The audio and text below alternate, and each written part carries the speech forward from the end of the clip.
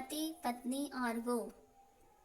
आज की इस कहानी में हम कविता की दर्द भरी कहानी बताने वाले हैं कि कैसे कभी कभी अपनों के लिए अच्छा सोचना कब बुरा बन जाता है, हमें पता भी नहीं चलता।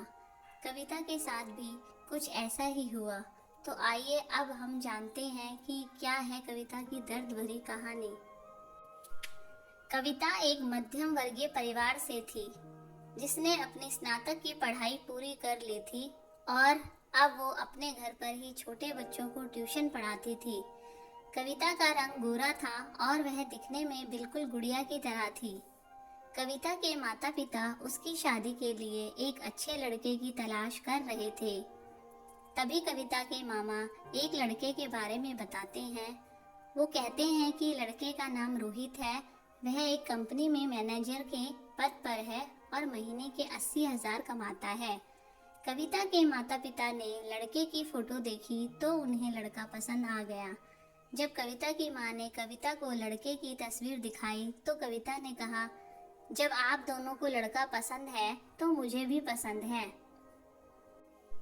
अब लड़का और लड़की वालों के परिवार ने मिलकर शादी की तारीख तय कर दी। कविता के माता पिता बहुत खुश थे कि उनकी बेटी की शादी एक अच्छे घर में हो रही है। पूरे धूमधाम से कविता की शादी हो गई। अब कविता अपने बचपन के घर को छोड़कर एक नए घर चली गई। कुछ दिन तो कविता को अपने माता पिता और अपने घर की बहुत याद आई। कविता की शादी को अब कई महीने बीत गए थे। अब उसके पति रोहित पहले जैसा व्यवहार कविता के साथ नहीं करता था। कविता से वो चिढ़ा चिढ़ा सा रहता था। रोहित अब ना पहले जैसा कविता को प्यार करता और ना ही उसकी बातों को मानता। कविता को समझ नहीं आ रहा था कि वो क्या करे। वो बस रोकर अपने दर्द को कम करने की कोशिश करती। एक दिन कविता को पता चला कि रोहित सिगरेट पीने के बहाने छत में जाता और किसी लड़की से बातें करता है। जब कविता ने रोहित से पूछा कि आप रोजाना छत पे जाकर किससे बात करते हैं, तो इस पे रोहित ने जवाब दिया कि वो मेरे ऑफिस का फ्रेंड है, बस उसी से बात करता हूँ और तुम अपने काम से मतलब रखो, ज्यादा सीआईडी बनने की जरूरत नहीं है।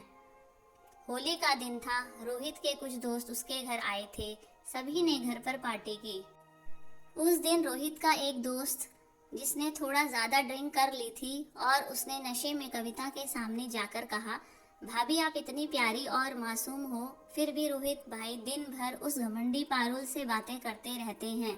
लगता है कि आप रोहित भाई का सही से ख्याल नहीं रखती। ये सुनकर कविता का शक अब यकीन में बदल गया।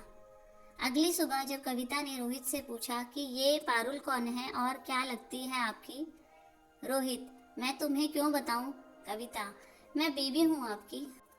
रोहित, देखो तुमसे पहले वो मेरी जिंदगी में आई। कविता, तो फिर मुझसे शादी क्यों की?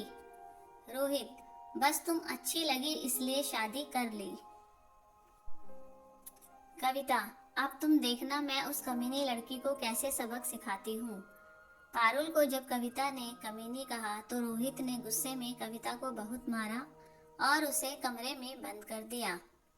कविता की सास को सब पता था, फिर भी वह अपने बेटे के सामने एक शब्द भी नहीं बोलती थी। शाम को जब रोहित आया तब उसने रूम का दरवाजा खोला।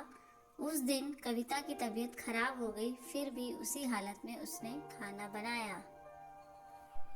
कविता ये सारी बातें अपनी माँ को बताना चाहती थी, लेकिन चाह कर भी वह नहीं बता पा रही थी, क्योंकि वह जानती थी कि अगर उसके माता पिता को ये सब पता चलेगा तो वह परेशान हो जाएंगे। रोहित अब कविता के साथ नौकरानी जैसा व्यवहार करने लगा। छोटी छोटी बातों पे उसे मारता। कविता अब धीरे धीरे डिप्रेशन का शिकार होने लगी। उसके दिमाग में गलत गलत ख्याल आने लगे। अब न वो समय पे खाना खाती और न ही किसी से बात करती। आखिरकार एक दिन कविता ने रूम में फांसी लगाकर आत्महत्या कर ली। कविता ने आत्महत्या का कारण किसी को नहीं बताया, लेकिन उसकी सास को पता था कि कविता ने आत्महत्या क्यों की। दूसरी तरफ कविता के माता पिता का रो रो कर बुरा हाल हो गया। कविता की माँ ने पुलिस को आत्महत्या का कारण उसके ससुराल वालों को बताया। पुलिस रोहित और उसके माता पिता को ले गई, लेकिन पैसों के दम पर कुछ ही दिनों में रोहित और उसके माता पिता जेल से छूट गए।